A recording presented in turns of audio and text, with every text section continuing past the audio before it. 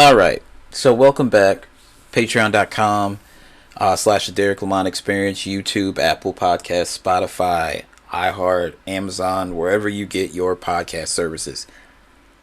I wanted to do a video, and then I said, no, I'm not going that far. It's crazy I'm even doing this. Let me preface it. Let's start off right there. It's crazy that I'm actually even doing this, but it has gotten so big at this point that we kind of we can't ignore it, right?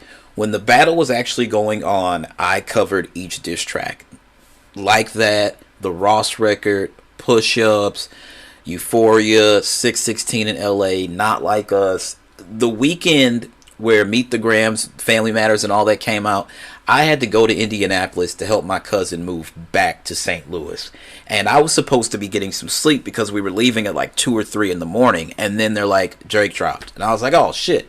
So Family Matters. And then he did Buried Alive. People forget he did Buried Alive, right? Because remember, Kendrick had Buried Alive on Drake's Take Care album. And then it's like, okay, all right, well, the boy's fighting back. And then it's like, wait, Kendrick dropped. And it's like, wait, what? Drake just dropped 20 fucking minutes ago. Meet the Grams. And that, to this day, I don't care. Like, everybody's like, Not Like Us. I'm like, yeah, Euphoria is my favorite song in the battle. I love the second and third verse on Family Matters. I don't really care for the first one. Drake was going nuts on the second and third verse. Meet the Grams. It is one of the most psychotic records I've ever heard in my fucking life. If you start rapping to my kid, my mother, and my father, and then me, and tell me I didn't really want to crash your party, we got to step outside and handle things, my boy, because that was crazy. So, the thing about it was, it's a battle. This happens. It's happened in hip hop, right? There was Shan and Marley, the Juice Crew basically versus BDP, Cool Mo D, LL versus Shan. Like, everybody, it's happened. The ones that have taken place in my lifetime, the big ones. Cube versus NWA. Pac versus Big, and essentially all of Bad Boy and anybody that was connected to Big. Pac versus Nas, which didn't really happen, but you know, Pac said some things. Then we had Jay versus Nas, and that was the really cool thing about that, is that it stayed on wax. Kiss versus Beans. X throwing shots at Jay. A lot, like, this has happened, and a lot of people have pieced it up. Prodigy, Mobb Deep, and everybody, right? Prodigy damn near dissed everybody somehow or some way.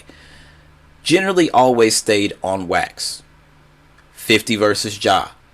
Thin 50 versus Nas. 50 versus Fat Joe. 50 versus Kiss. 50 basically versus anybody that stood next to Ja when 50 was trying to tear him down. This is hip-hop. A lot of people will tell you 50 ended Ja's career. That's not exactly how it happened. Let me be very clear. This is not a 50 versus Ja thing, but I also want people to remember that Murder Inc. was under investigation by the federal government. And the federal government told Def Jam, Universal, that if they even gave Irv a penny, then they would be his co-defendants in the case. You can't really fight back when your label is being taken down by the feds. Not saying that 50 definitely delivered some fucking power punches to Ja, but the federal government had something to do with that. Irv and Chris won the case. They were found not guilty, but by that time the damage was done, right? I don't think I'd ever see anything like that again.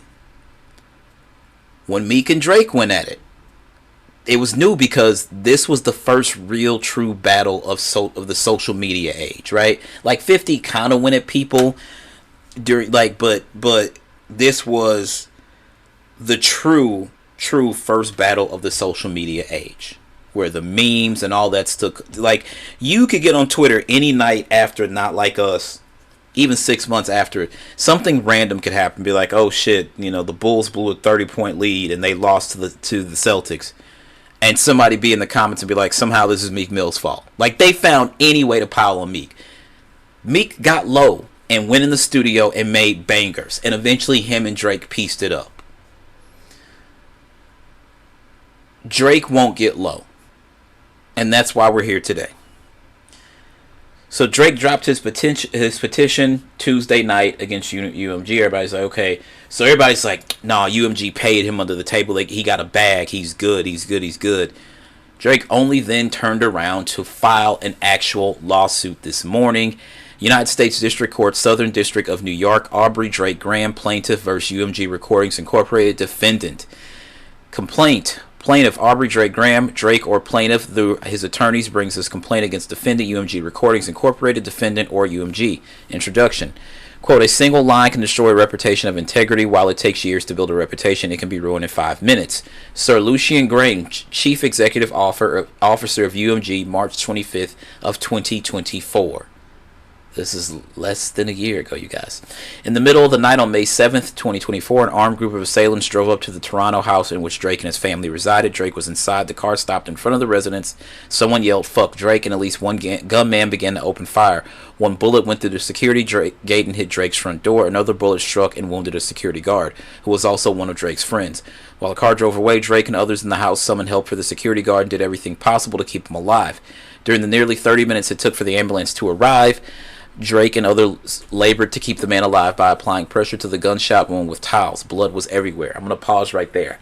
I remember the shooting. I didn't know it went this crazy. Also, Drake lives in basically the richest area of Toronto. Prince lived in this area. It's unfathomable that it took the ambulance that long to arrive there. That is insane within itself. After the security guard arrived at the hospital, surgeons worked quickly to remove the bullet, stop the bleeding, and save his life, though it took days for his condition to stabilize. Thankfully, the security guard survived. The very next day, May 8th of 2024, a different intruder used his bare hands to dig a hole under the security fence surrounding Drake's Toronto home. Why would you not have increased security the day after? This is insane. He managed to dig deep enough to squeeze through and enter Drake's property. Fortunately, Drake's home security guards caught him before he was able to cause any physical harm. Although the trespasser managed to yell racist slurs and threats against Drake before being escorted off the property. On May 9th, 2024, the very next day, another break-in attempt happened. In the 2 decades leading up to May of 2024, although Drake was constantly in the public eye, nothing remotely like these events had ever happened to him or his family. But these events were not coincidental. They immediately followed and were proximally caused by UMG's actions leading up to and on May of 2024. UMG is the world's largest music company and also the music company that has represented Drake for more than a decade. Yet on May 4th, 2024, UMG approved, published, and launched a campaign to create a viral hit out of a rap track that falsely accuses Drake of being a pedophile and calls for violent retribution against him. Even though UMG enriched itself and its shareholders by exploiting Drake's music for years and knew that the salacious allegations against Drake were false, UMG chose corporate greed over the safety and well-being of its artists. In controversy, UMG saw an opportunity, seized it, and continued to fan the flames even after learning of the incitement to violence on May 7th and 8th, along with unrelenting vitriol towards Drake that has followed. The song in question is Not Like Us, the recording written and performed by Kendrick Lamar Duckworth, professionally known as Kendrick Lamar. The recording was intended to convey the specific, unmistakable, and false factual allegation that Drake is a criminal pedophile and to suggest that the public should resort to vigilante justice in response. The recording is defamatory because its lyrics, its album image, the image, and its music video. The video will all advance the false and malicious narrative that Drake is a pedophile. The lyrics repeatedly accuse Drake of engaging in criminal acts, including by calling him a, quote, certified pedophile and a predator who needs to be placed on neighborhood watch. The image was designed to reinforce and in fact reinforces the accusation by depicting Drake's actual Toronto house covered in the icons that are known to be used by law enforcement as well as public safety applications like Citizen to identify child sex offenders' residences online. The video bolsters the same message by example showing images associated with sex trafficking and juxtaposing the game of hopscotch with lyrics of accusing Drake of trying to strike a chord like it's probably A minor. I have to stop because that is still funny to me. I'm sorry. The A minor line is clever and it's funny because an A minor is a musical chord and A minor is anybody under the age of 18 based on the US. I don't know where it is in the other, what the age is in the rest of the world, but that's still funny. I'm sorry. Sue goes on to say the lawsuit itself is not about the artists who created Not Like Us. It is instead entirely about UMG, the music company that decided to publish, promote, exploit, and monetize allegations that it understood were not only false but dangerous. As UMG knows and has known at all relevant times, the recording, image, and videos allegations are unequivocally false. I'm going to pause right there. Oh my God. I understand why he would sue UMG and not Kendrick. And it's a two-parter. Number one, he stands to get more if he can actually take UMG down versus Kendrick Lamar. He stands to get much more. They literally have they have everything here. This is really well documented. Wow. Not Like Us, Interscope Records 2024. Here and after recording, the full lyrics of the recording are attached hereto as Exhibit A. The recording was first made available for streaming on YouTube. See Kendrick Lamar, Not Like Us, YouTube, May 4th, 2024. Has the hyperlink. Not Like Us at 143-150. July 4th, 2024. Hyperlink here and after the video. He stands to get more if he was actually able to take UMG down versus taking Kendrick Lamar down.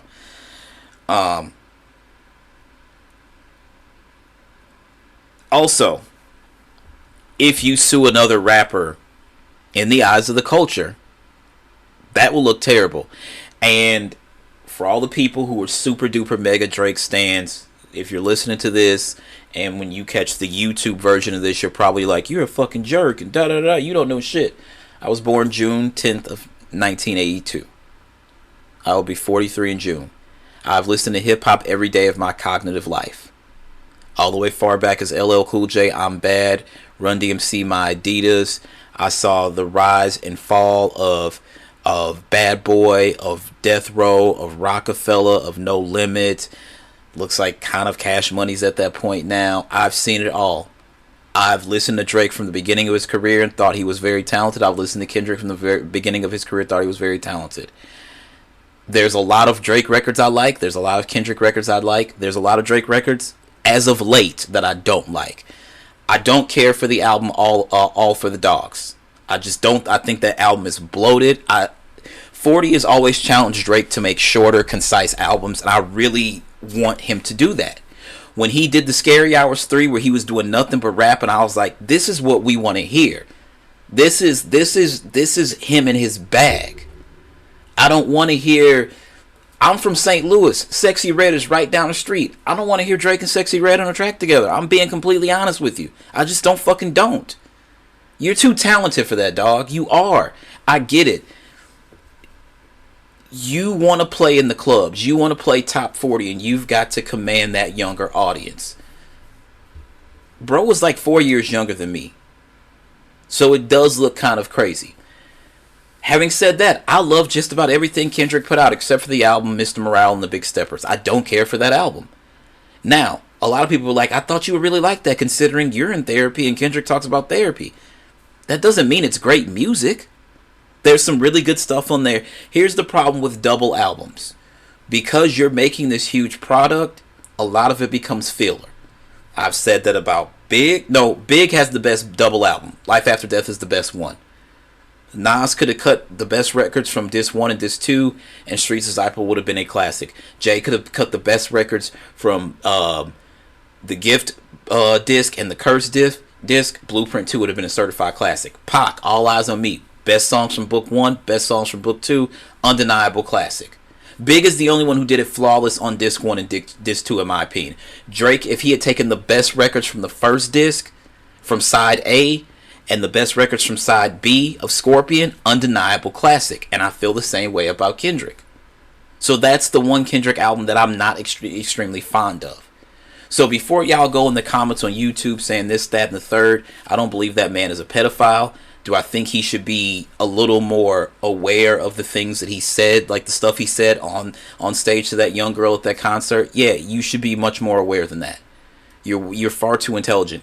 That was Drake very early in his career before he really blasted off into the stratosphere. Drake of 2025 would not make that same mistake. In hindsight, had he never made that mistake, a lot of the sting of Not Like Us would not exist. Alright, so let's get back to the lawsuit. But also, he understands, even if he doesn't fully ingratiate himself, or he chooses when to ingratiate himself into the culture that is hip-hop, I think he understands it would have looked way worse if he actually mentioned Kendrick as a defendant in the suit. However, others were mentioned, and we're going to get to that in just a second. So anyway, back to the actual proceedings. Drake has never engaged in any acts that were required to be placed on Neighborhood Watch. Drake has never engaged in sexual relations with a minor. Drake has never been charged with or convicted of any criminal acts whatsoever. Notwithstanding its knowledge that the allegations are fabricated, starting in May of 2024, UMG waged an unrelenting campaign to spread the recording, image, and video together to defamatory material as widely as possible. UMG did so because it understood that the recordings, inflammatory and shocking allegations were a gold mine. Spreading defamatory material served multiple business purposes for UMG. First, the more people who listened to, streamed, watched, and downloaded defamatory material, the more money UMG and its executives would make.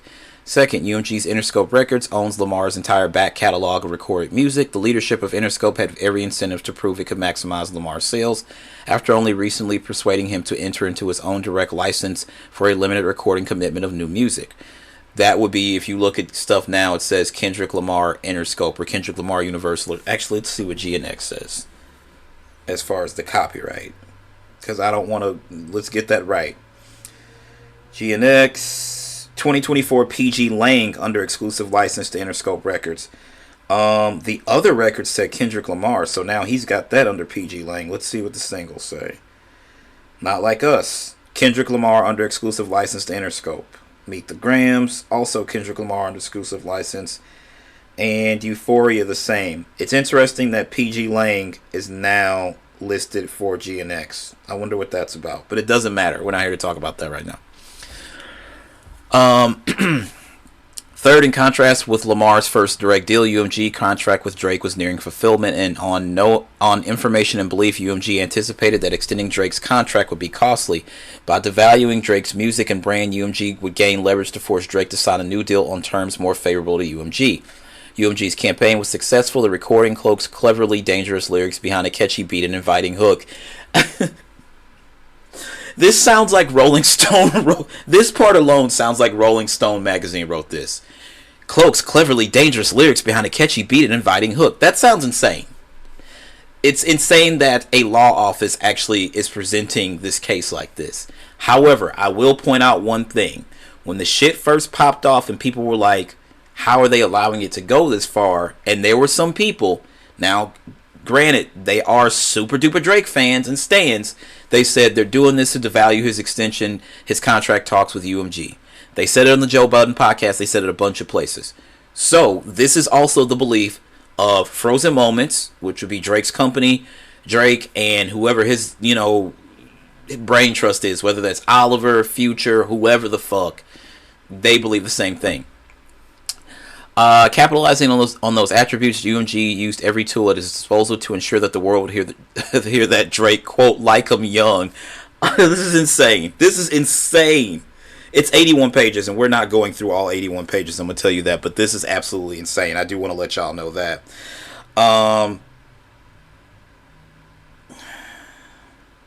Where are we at? The defamatory material has been played billions of times, and its false central message has gone viral via social and legacy media channels in dozens of languages. At minimum, hundreds of millions of people spanning the globe. It's not just fans of rap music who now believe that Drake is a, quote, certified pedophile. The recording business has become ubiquitous. UMG uses promotional resources and exclusive licensing rights to place the recording on numerous nationally televised events, including but not limited to award shows, national political events, and more. I want to say Kamala might have had it playing at the DNC at the Democratic National Convention. I can't remember exactly, but it might have been. I think it showed up, like the instrumental showed up in the NBA playoffs and stuff like that. Ooh. Billions of plays and ubiquity were not enough for UMG. Over the course of the last several months, UMG has made significant financial investments and leveraged its professional connections via sophisticated and highly organized publicity campaigns to arrange for the recording to be performed at one of the most significant and viewed cultural events of the year, the Super Bowl. Here's the thing. I'm going to pause right here. Instrumental played at the Super Bowl during the halftime show? Possibly. The actual song performed, I was always leaning more 70-30 no versus yes. And everybody's like, well, why would you say that? It's his biggest song. Of course he would perform it. Here's the thing. The Super Bowl has sponsors. And for the same reason, I think that Fox is going to make a decision on the Joy Taylor, Skip Bayless, Emmanuel Acho situation a lot sooner than later because, number one, Fox is one of the broadcast partners of the NFL. This is also Fox's year in the rotation to broadcast the Super Bowl. What you would do, FS1 being an extension of Fox Sports, you would send your teams down there to cover it. FS1 has sent Joy Taylor down to the Super Bowl host city many years. She's been very prevalent. Her face has been right there. She's been at parties, this, that, and the third. They can ill afford to send her this year, or Emmanuel Acho with everything going on. They cut ties with Skip Bayless sometime in 2024. But the NFL's their broadcast partner, and it's their turn in the rotation to broadcast the Super Bowl. That's why I think something's got to happen there. Aside from that, the halftime show is produced by Apple Music as well as Pepsi. They are major sponsor partners with the NFL. Doritos, Frito-Lay, McDonald's, Netflix, all of these people who pay millions of dollars to sponsorship. Netflix paid millions upon millions of dollars to get NFL games on Christmas, this, that, and the third. When those are your sponsorship partners, even though some of them paid money to the Donald Trump campaign, don't get me started there. When those are your partners, you can ill afford to allow someone to go on a stage with the whole world watching and call someone a pedophile and have a lyric that says A minor. Now, here's the thing. Even if Kendrick was to perform the song, he would probably omit those words, but it's out there at this point. The crowd is going to lean into that shit, especially the A minor part. So I don't know if that song gets performed at the Super Bowl. That was always my inclination the moment it was announced that Kendrick would be the one doing the halftime show. I'm just like, I don't know if you can do that song at the Super Bowl with Apple Music and Pepsi sponsoring the halftime show. That's just my thoughts. So I don't know. Again, I think that we're going to get... I'm trying to think... I would think that there would be a SZA and Kendrick collab during the halftime show. I don't know. I'm trying to think of the best Kendrick records to perform. Kendrick makes a lot of super pro-black music, and I'm sorry, like, King Kunta at halftime of the Super Bowl, I don't know how they're going to feel about that. I just don't, like, the cover to Pimp a Butterfly is Kendrick and a bunch of brothers, we assume maybe from Compton, standing on the lawn of the White House with a dead judge at their feet.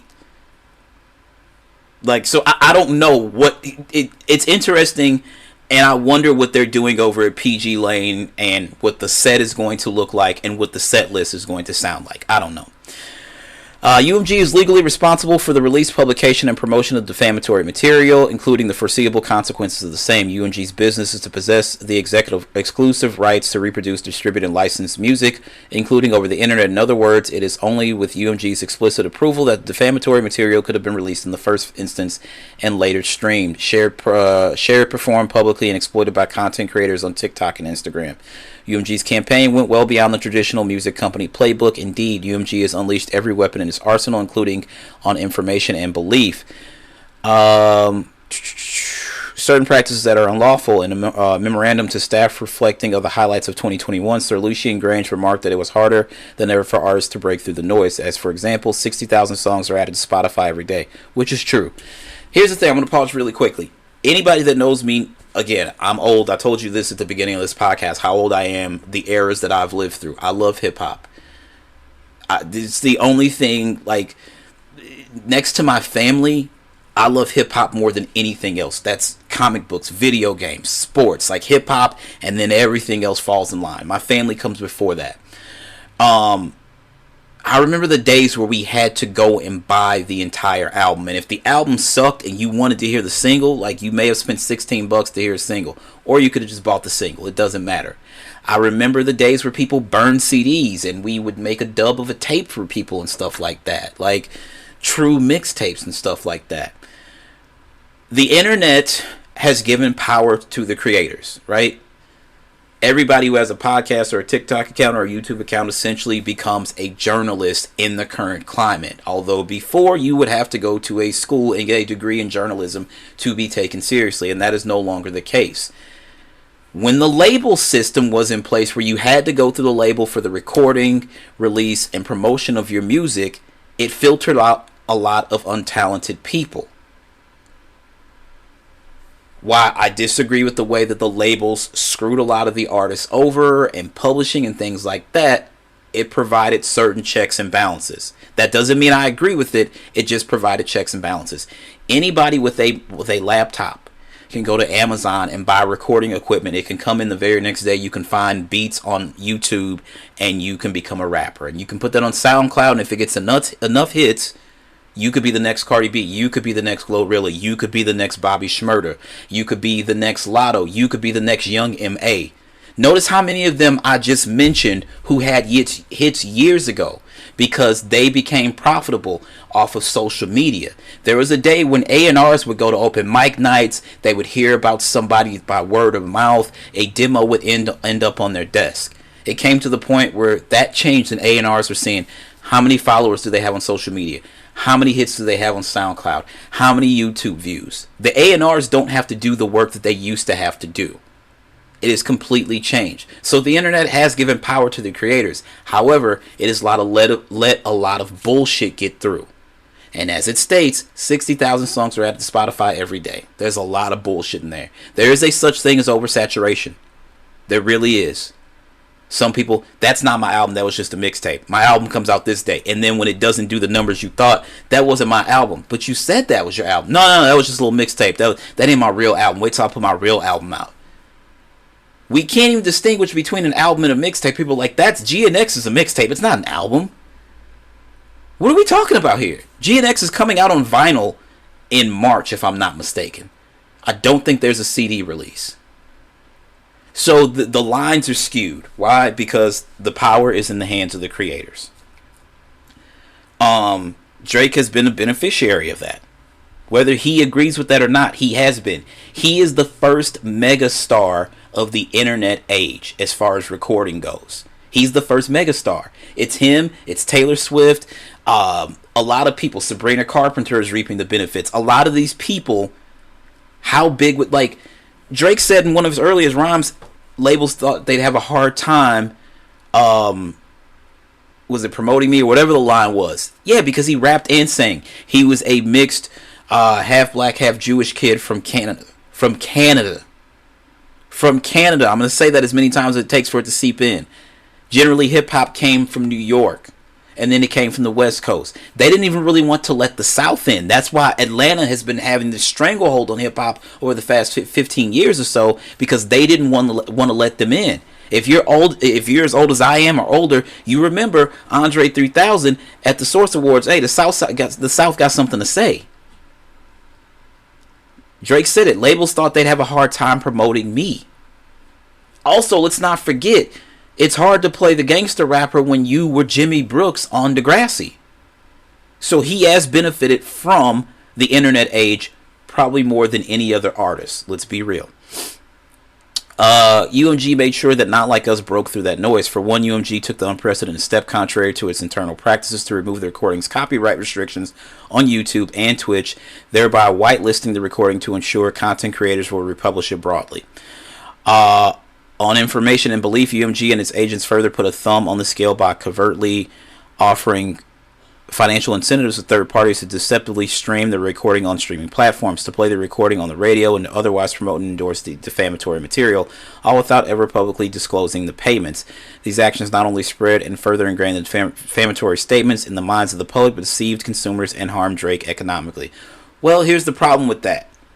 If you're saying they pushed the button for Kendrick, you have to understand that the button was pushed for Drake as well. Back to back. Like, come on, dog. It's not as bad as what you did to Meek because you didn't call Meek a pedophile, and that's where I'll leave it.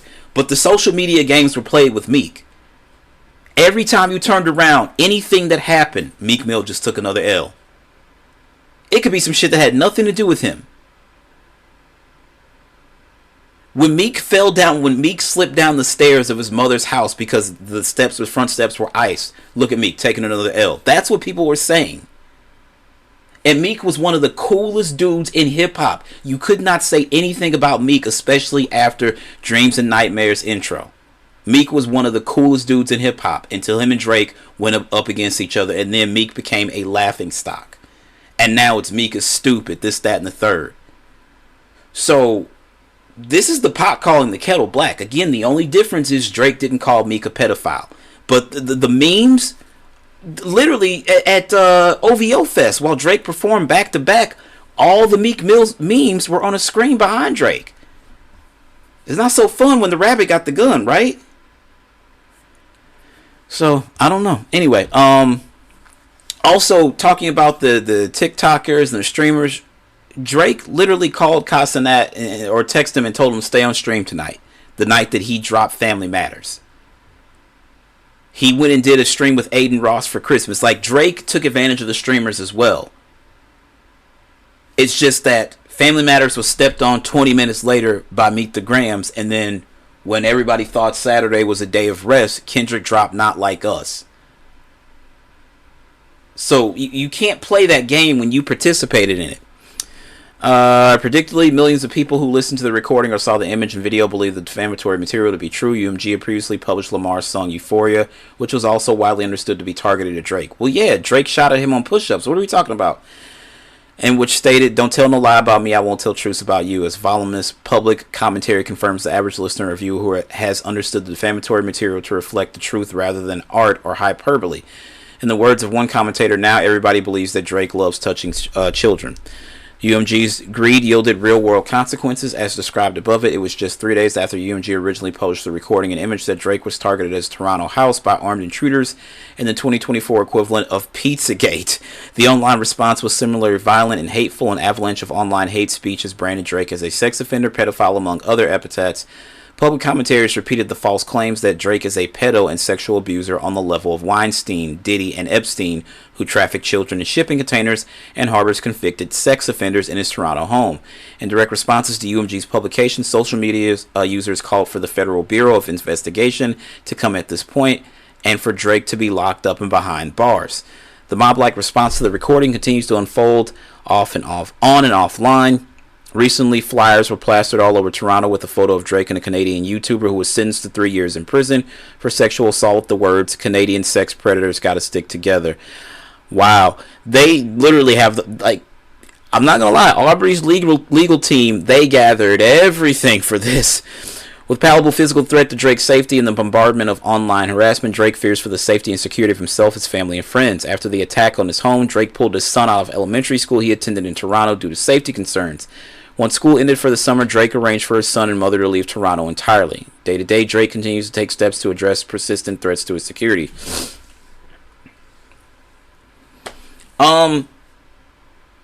If people were saying shit to Adonis in school, that is fucked up.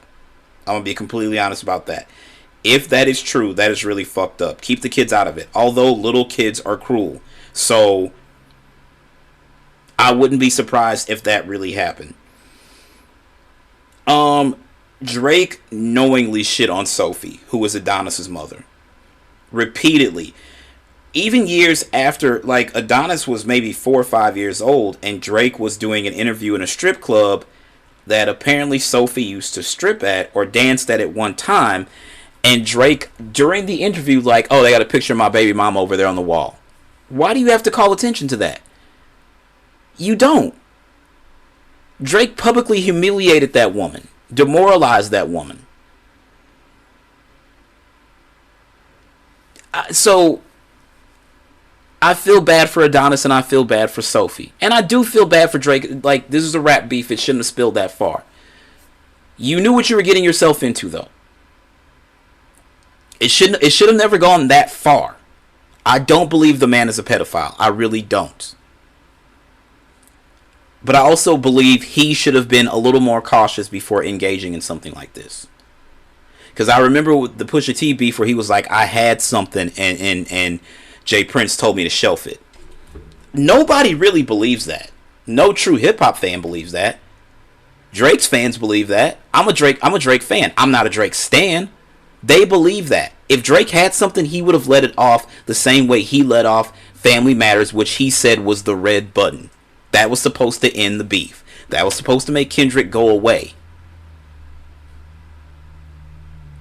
When Drake dropped Duppy Freestyle and said I should invoice you guys for all the work I've done for you, And Pusha said send the invoice, and Drake posted the invoice on Instagram. I thought that was comical. I thought it was witty. I thought it was fun.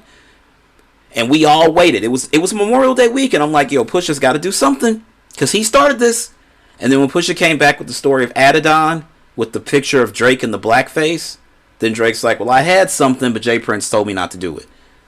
I don't think you did. I think that the backlash from that picture made you say, hey, I need to cut this out. Drake thought he was above Kendrick, and he's always thought that, because who took Kendrick on his first big tour? Drake. Who gave Kendrick one of his first big features for his first album? Drake. Yeah, so he always put himself over Kendrick. Kendrick Lamar is a student of hip-hop. He is as talented as they come. Drake didn't understand that. While this was a hobby for him, this was a lifestyle for Kendrick, and many people like him. And that's one of the biggest difference. Let's continue. We are only on page 8 of 81. We're not doing all 81 pages. I'm here to let you know that. The violence and vitriol directed at Drake was foreseeable. The recording falsely accuses Drake of one of the most vile behaviors imaginable and explicitly calls for retaliatory violence and retribution against him. The false, quote, pedophile accusation is the devastatingly effective method of assassinating someone's character online.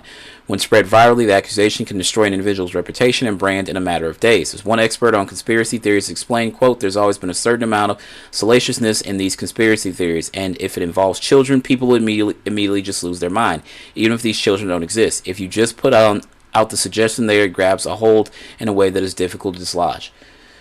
To that, my point is this. On Family Matters, Drake said that Kendrick beat up Whitney and that Dave Free was the father of Enoch, which is Kendrick's son.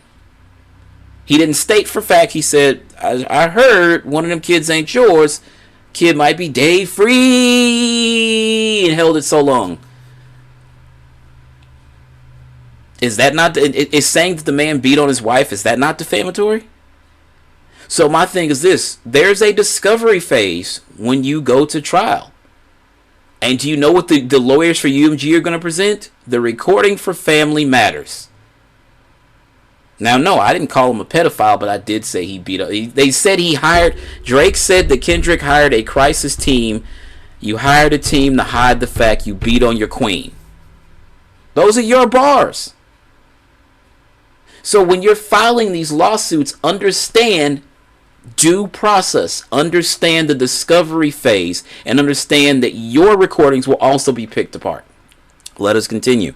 UMG understands how dangerous these kinds of false allegations are. Indeed, when it comes to allegations against UMG and its executives, they have not hesitated to take legal action against their accusers. Just last year, UMG and Sir Grange were accused in their words without the slightest factual basis of aiding and abetting Sean, quote, P. Diddy Combs in criminal sexual acts. Moving to dismiss the complaint against them, UMG and Sir Grange argued that the accusations were offensively false allegations of criminal behavior that would be libelous per se if not contained within a legal filing. Sir Grange called the allegations against him knowingly and maliciously false and defamatory. Sir Grange also explained that a single lie can destroy a reputation of integrity, and while it takes years to build a reputation, it can be ruined in 5 minutes. This is also true. Two things can be true. Thus, recognizing that false allegations against him might interfere with his efforts to lead an honorable personal and professional life, Sir Grange promised to pursue those who have made these outrageous allegations against him. In stark contrast, when Drake confronted UMG about its role in promoting allegations of sexual misconduct lacking the slightest factual basis against him, UMG refused to do anything to help. Instead, UMG continued to republish and promote the defamatory material, even after Drake had unequivocally denied the allegations in public and had communicated that in private to UMG.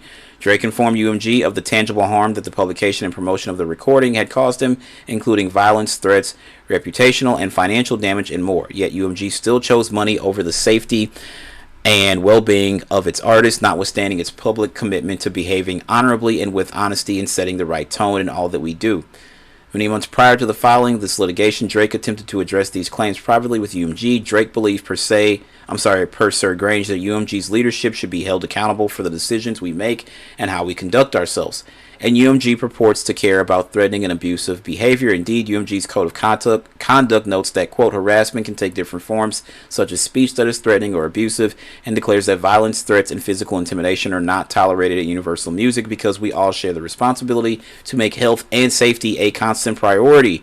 Yet in response to Drake's concerns, UMG responded that Drake would face humiliation if he brought legal action, presuming that the public would be unable to understand UMG's role in exploiting and profiting from this dispute. UMG's posture as the world's largest music company was that it is untouchable. I'm going to pause right there. Remember when Chappelle's show was the biggest shit on TV? It was the best thing on cable television. And Chappelle wanted to negotiate his deal because everywhere he went, somebody said, "I'm rich, bitch," or "I'm Rick James," this, that, and the third, because it was the biggest thing. And keep in mind, during this time, Facebook had yet to exist. YouTube had yet to exist. This wasn't social media. This was word of mouth. Everybody's like, "Did you catch Chappelle's show last night?" Everybody was walking around, "I'm Rick James, bitch." And Chappelle, the barbershop skit, that's real. That really happened. People really tried to hit him for more money because they thought he was raking in the money.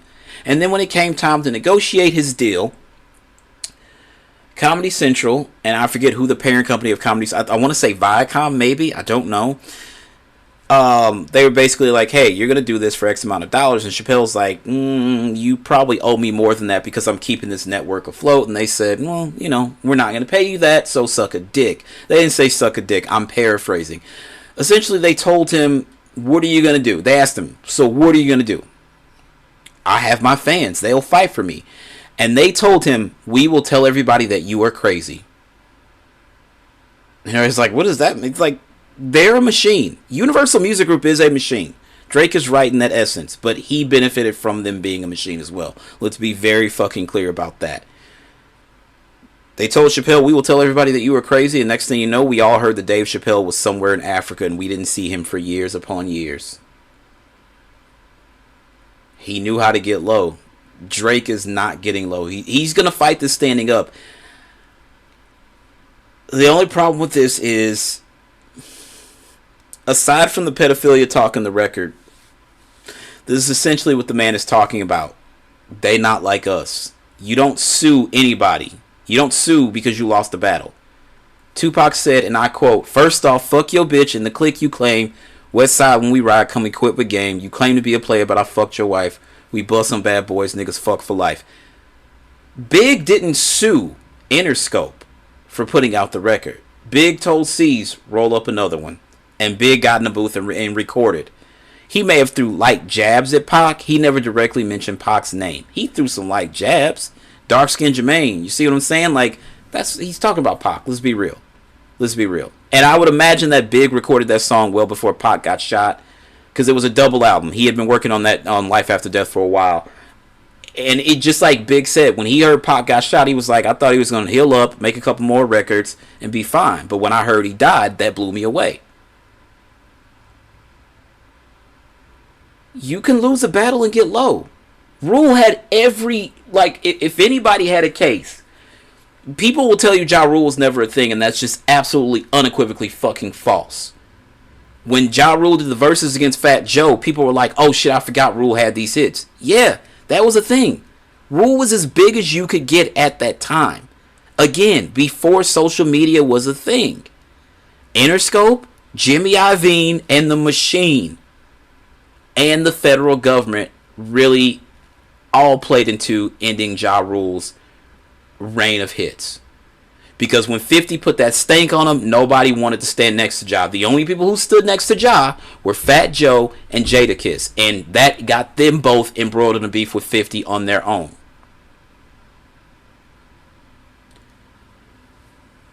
There are people who still wanted that Drake stimulus package. The only problem was the music that came following this. 100 Gigs I thought was dope. And from 100 Gigs alone, Drake should have learned a lesson. But that's when the issue with UMG kind of started for real, because UMG put a copyright strike down on a lot of that shit. 100 Gigs showed us Heartbreak Drake, Take Care Drake, Nothing Was the Same Drake, Nostalgia Drake, the Drake that we all knew and loved, the Drake that we were all fans of. Consequently, if you can see that the response to 100 Gigs was so good, and this was the era that everybody loved, why you kept running to Atlanta to be a thug and be a mob boss is beyond me. So Far Gone changed music. You gave Kanye credit even though he shaded you a lot for saying 808s and heartbreaks. If that doesn't happen, then Drake doesn't exist. Stay in your lane. I think what it was he got tired of people calling him soft because he was into poetry and a lot of shit like that, and he so desperately wanted to be viewed as a mob boss and a thug and hard, and I think that's where he made his first mistake. Of course, the thing is, maybe you do have to reinvent yourself sometimes, because how long was the Heartbreak Drake era gonna last if he just kept singing and rapping every other song? Those are major questions. I don't know. UMG's response to Drake was especially perverse, given that it is perfectly willing to sue to protect its own interests when it believes that doing so will protect its property. UMG is engaged in the business of acquiring, administering, licensing, exploiting, and otherwise monetizing the music of its artists, including Drake, and it does not hesitate to file lawsuits when doing so fits its financial interests. Universal, they attempted to sue me, I want to say that was back in 2011, and it was really petty. They will copyright strike content on YouTube, right? But at this point, they weren't doing copyright strikes. They sent me a cease and desist with threat of legal action for me using a old Beastie Boys song in a YouTube video, and they were not fucking around. It wasn't now they'll just copyright strike you, and if you get too many copyright strikes, then your channel's done. No, they sent me a legal cease and desist. I was like, Universal is trying to sue me in the year of our Lord 2011. This is fucking insane. This happened. I'm not even kidding. NPR tried to sue me a couple years back because of the name of a podcast. I did not know that NPR had actually had a copyright to the phrase all things considered. That blew my mind, but whatever. With his own record label having waged a campaign against him and refusing to address this as a business matter, Drake has been left with no choice but to seek legal redress against UMG. UMG may spin this complaint as a rap beef gone legal, but this lawsuit, that's exactly what it is. I'm sorry, it is. It is. Drake benefited when he was calling people crazy shit and UMG didn't stop it. It's the world's largest music company. Understand that. Everybody that Drake is beef, no, I take that back. Meek was signed to MMG and MMG was under Warner. But when Drake was beefing with Pusha, Pusha's music was also distributed and licensed through UMG. I want to say Common was on Good when him and Drake went at it. Common might have been under the UMG umbrella. I'd have to go back and check. Drake has beefed with people under you who have been, had licensing deals or direct distribution deals with UMG, and they let him cook and said nothing. The chickens have come home to roost, brother. I don't know what you want us to say. Anyway, this lawsuit involves no claims against Kendrick Lamar or any other artist. Instead, it is about UMG, the publisher and exclusive right holders of Lamar's music, as well as Drake's, and its malicious decisions to publish and promote through covert means false allegations about Drake that UMG knew were false, explosive, inflammatory, and certain to result in both vitriol and substantial harm to Drake's reputation. Notwithstanding a relationship spanning more than a decade, UMG intentionally sought to turn Drake into a pariah, a target for harassment, or worse. UMG did so not because it believes any of these false claims to be true, but instead because it would profit from damaging Drake's reputation. Drake thus brings this action to hold UMG responsible for the actual and foreseeable harm he has suffered and will continue to suffer because of UMG's choice to elevate profits over the well-being of his artists and the music-consuming public. Snoop Dogg went to jail. Snoop was on trial, was wanted for murder the week that Doggy Style came out. At that time, Death Row was under Interscope and Warner Brothers. Labels have always benefited off of controversy. I want to say Cassidy's second album came out and then Cassidy went away for murder charges. Beanie Siegel was holding a listening event knowing he had to go to jail days later for The Becoming. They've always done this. And this is, again, when that man said they not like us, this is the kind of stuff that you would have to be like, okay, he should know this. He should know this. Like, you are no special case. You are the cash cow. You are the golden boy. They pushed the button for you when they thought it was going to be hard to promote you. And you signed, and then So Far Gone came out, and it changed music. In 2009, everybody's like, wait a minute. This Canadian kid that sings and raps, he's not so bad. And then you went on to become the biggest star from that point on till now. The button was pushed many a time for you. You shaded plenty of other artists. You shaded your baby mama. You talked trash about your father. You shaded artists that you were on a vanity label with. You got into it with Tyga. You and Nicki Minaj apparently don't have the greatest relationship anymore because you went and did songs with people she viewed as her quote-unquote ops. The chickens have come home to roost, my boy. Like, what are we talking about here? Oh my God. Parties. Plaintiff Aubrey Drake Graham, aka Drake, is a rapper, singer, songwriter, actor, entrepreneur, and philanthropist. Drake is a citizen of Texas. Okay. Defendant UMG Recordings Incorporated, a wholly owned subsidiary of Universal Music Group, together with UMG Universal Music, a public company formed under the laws of the Netherlands. UMG is a Delaware corporation with its headquarters in California, and thus is a citizen of Delaware and California. UMG is registered to do business in New York and maintains an office in New York City at 1755 Broadway, New York, 10019. Indeed, several of UMG's record label divisions are headquartered in New York. Universal Music touts itself as the world leader in music-based entertainment, which produces, distributes, and promotes the most critically acclaimed and commercially successful music to delight and entertain fans around the world. UMG has recording contracts with some of the world's biggest music stars, including Taylor Swift, Ariana Grande, Adele, and relevant here, Drake and Kendrick Lamar. Drake has been signed under exclusive recording contracts controlled by UMG since 2009, which provide UMG with the exclusive rights to license, sell, and promote his recordings.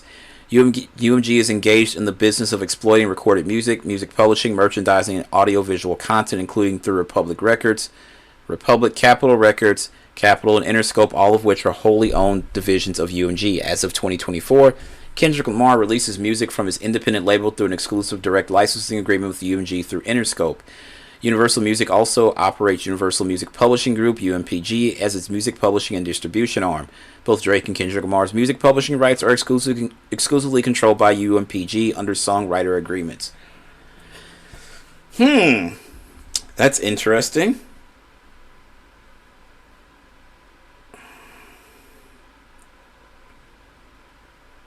That is very, very interesting, considering Frozen Moments, and I know that OVO is under Warner, or it was. I don't know if that's changed.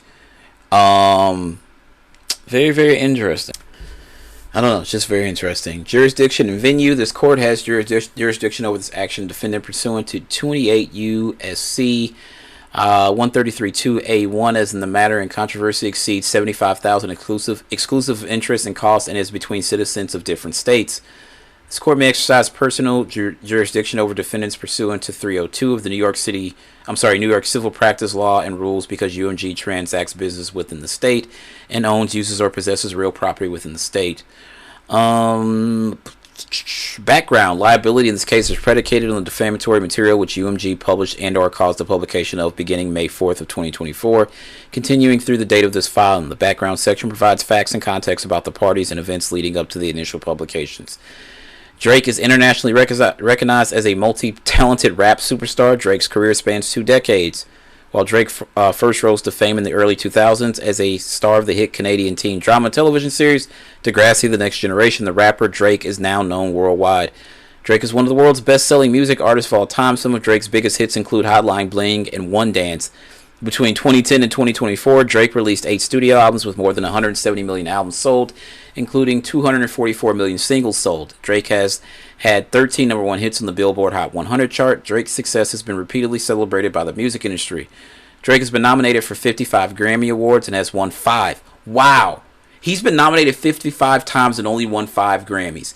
This is the same man who tried to tell us Grammys don't matter and started off, I think it's the third verse of Family Matters, that said Kendrick just opened his mouth. Somebody give him a Grammy right now. Kendrick has won 17 Grammy Awards. Drake has been nominated 55 times and only won 5. This same man tried to tell you that Grammys don't matter, but this same man used his recipient, when he received his Grammy that was shipped to his home, the quote-unquote YOLO estate in California, when he used that as his primary residence, him and his crew drinking alcohol out of his Grammy as the trailer for the release of Nothing Was the Same, his third studio album. Again, this same man tried to tell you that Grammys don't matter. Why? Because he's been nominated 55 times and he only fucking won 5 times. That is a bunch of bullshit. Has won 5, including most recently in 2023. Drake has also won 42 Billboard Music Awards. That makes sense because he has chart-topping hits. Billboard is literally about the charts. And in 2021, Drake accepted Billboard's Artist of the Decade Award. Drake proudly accepted the award with his young son, father, and members of his team by his side, dedicating the award to his son, friends, longtime collaborators, and peers. Drake's professional and entrepreneur endeavors extend beyond music. In 2012, Drake founded the Canadian-based record label OVO Sound, which has signed artists including Party Next Door, Majid Jordan, Smiley, and Naomi Sharon.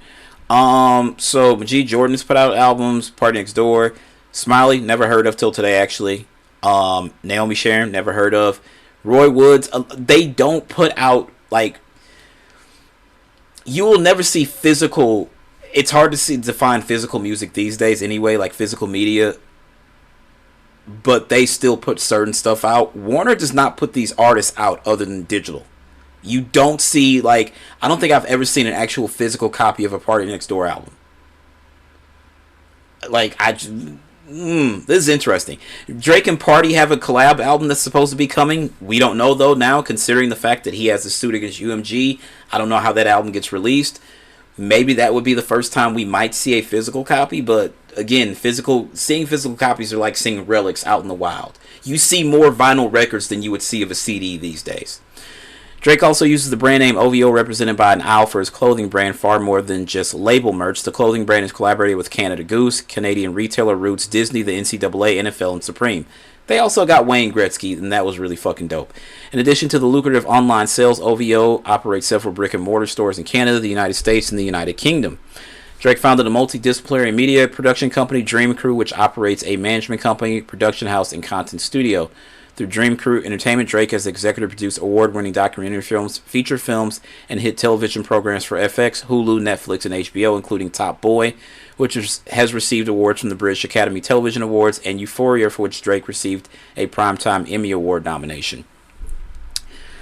As a celebrity with global name recognition, Drake is regularly approached for collaborations, partnerships, and endorsement deals.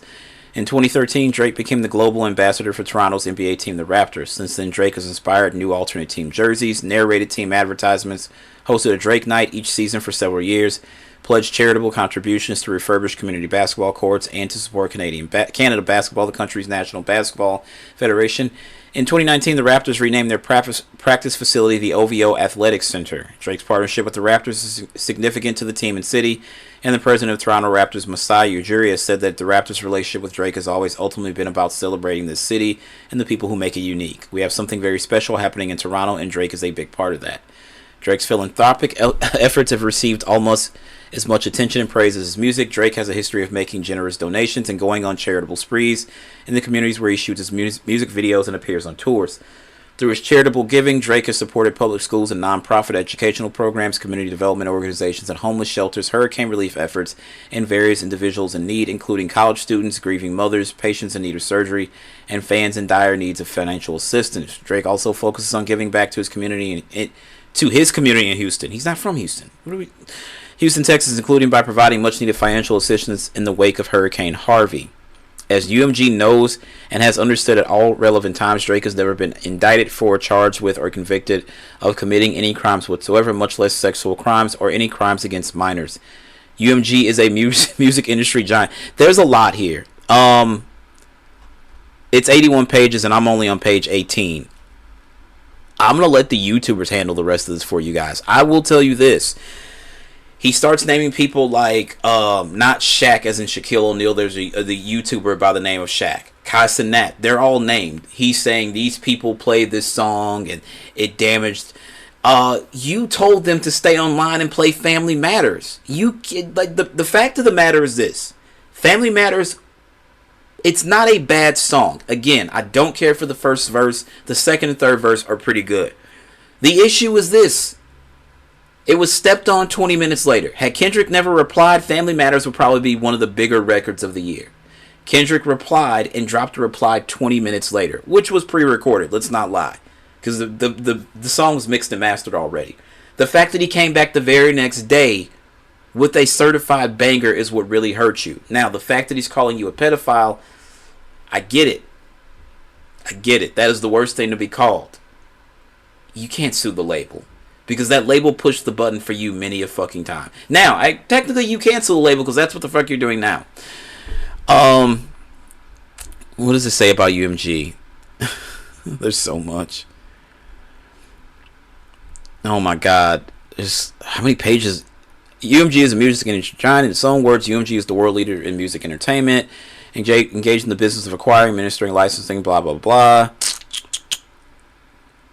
In the music industry, control over a particular single, album, or other collection of works is governed by various contracts, including traditional recording deals and distribution, publishing, and licensing deals. In a traditional recording deal, a record label typically retains exclusive rights to an artist and the artist's recordings and the right to re-recording the compositions embodied therein for a specific period of time. The label pays in advance for the artist's recordings and royalties and finances the provision of services to the artist in areas such as production, promotions, marketing, and distribution. I'm going to pause. Distribution. This is why once the Cash Money deal was done, because Scorpion was a double album and it satisfied his contractual obligations with Cash Money, Drake should have went wholly independent. Because if you're not going to put out actual physical media, you don't need a label. And I need you guys to understand that. When physical media was the only way we consume music, you know what Tech 9 did? How he cut the middleman out? He bought a CD manufacturing plant. How are you going to stop me now? I don't need you, Universal. I don't need you, Warner. I don't need you, Sony. Nobody buys. I still buy physical media, but very few and far between are other people buying it. If it's all digital, TuneCore, CD Baby, you can get your Oskino state property. And let's be fucking clear, nobody gave a shit about Oskino when state property was popping. Oskino has several projects out. Has some Ferraris, Corvettes, etc., etc. There are no physical copies of this shit. It's all digital. CD Baby, TuneCore, whoever you need. You're telling me Drake doesn't know how to get that shit online? Drake negotiated a deal with Apple while he was still signed to Cash Money under Universal. I'm sorry, Young Money, Cash Money, Republic Universal. He negotiated a deal with Apple. He was one of the first people that had an Apple Music radio show. You're telling me this guy couldn't figure out how to digitally distribute his music? Of course he could. Universal said, hey, I know your deal is done. How about we give you $400 million and we go in business together?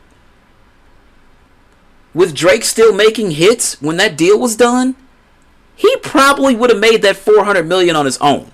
He did not need Universal. He's got his own content creators, in-house production, all of that. Nobody was going to charge Drake for a beat or a feature because guess what? It was called the Drake Stimulus Package. And if you put the boy on one of your records, it was usually guaranteed to take off. It just doesn't make sense. If he wanted that 400 mil up front, okay, fine. You could have produced, recorded, did your own music, your own tours. Now you send this girl a text saying Universal has you in a slave contract, and that's why he's been touring so much. He's not touring because he loves it. You think that man don't want to sleep in his own bed? He's doing that because it's a contractual obligation. Anything other than, like, let's be real. Let's call the shit what it is. Let's call a spade a fucking spade. Again, it's 81 pages. I'm not going through all of it. I'm going to read you Universal's response to Drake, and we're going to call it a night. This comes from Variety. Universal Music Group has posted a fiery response to Drake's lawsuit around Kendrick Lamar's brutal diss track, Not Like Us, in which he accuses the company, his label, for more than a decade of defamation. They were his distribution in. They were not his label. Young Money is a vanity label under Cash Money. Cash Money was distributed by Universal. That's where it goes. All right, they were not his direct label. Because he didn't renegotiate with Cash Money, then I guess they became his direct label at that point. But they weren't his direct label. Early Wednesday, Drake sued the company for defamation and harassment, claiming it's spreading the false and malicious narrative that he is a pedophile via Kendrick Lamar's track Not Like Us. In a response, UMG spokesperson said, quote, "Not only are these claims untrue, but the notion that we would seek to harm the reputation of any artist, let alone Drake, is illogical. We have invested massively in his music, and our employees around the world have worked tirelessly for many years to help him achieve historical, commercial, and personal financial success. Throughout his career, Drake has intentionally and successfully used UMG to distribute his music and poetry to engage in conventionally outrageous back and forth rap battles." So even his label knew that he was fucking nuts. Alright? To express his feelings about other artists. He now seeks to weaponize the legal process to silence an artist's creative expression and to seek damages from UMG for distributing that artist's music. And this is why he's going to lose this suit. I'm telling you that right now. This is why he's going to lose. Why? Because he did it. And even if you take away the Meek shit, the shit against Common, the shit against Pusha, all you have to do is play Family Matters and play Buried Alive. Play Tailor Made.